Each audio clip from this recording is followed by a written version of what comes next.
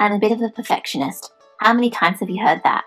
At work maybe, as you chat with your colleagues, or perhaps with family at Christmas. It's everyone's favourite flaw.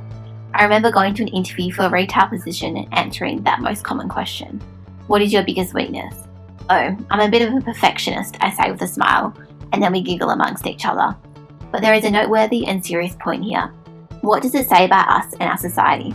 The fact that we value this idea of perfection, identifying it as a trait which modestly signals hard work, conscientiousness, and attention to detail.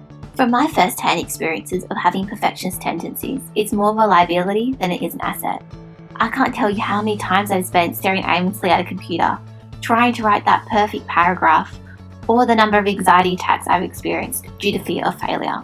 After becoming increasingly aware of my perfectionist characteristics, I began to ask myself, where did my perfectionist tendencies stem from? Looking firstly at Bronfman Brennan's ecological systems theory, at the micro level, both the primary and high school I attended strongly valued and constantly rewarded academic success. Get an A on a paper? You're so smart, congratulations. Or maybe making the debate team. Let me just write you a merit certificate. Vygotsky, 1978 states, every function in the child's cultural development appears twice.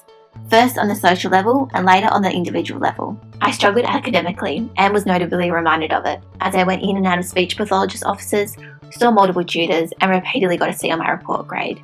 I began to become increasingly aware of my own shortcomings.